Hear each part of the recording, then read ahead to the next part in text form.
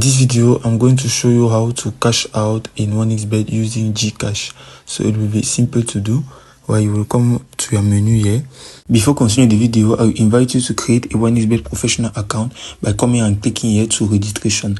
Now you will come and click right down here to by email, which will be the full inscription. You will come right up to your promotional code BOTV, whereby entering this promotional code you will get 300% of bonuses at your first deposit, meaning that if you put an amount of $10, you will receive $30. Continue the video. Now from here you will now click on your settings right up here.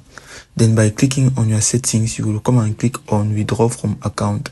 As you have arrived at withdrawing from account, if you just go down right at the end, you will see the option Gcash from here. So if you are not seeing the option of Gcash, this means that your 1xBet is not up to date, and you must put it up to date, and it must also depend on the country where you are, because African countries are not usually available for this Gcash, as you will be using Gcash in other countries. But you can have other alternatives which can be also at the same level of Gcash, where you can use MoneyGo, AstroPay, for example, or even Payer.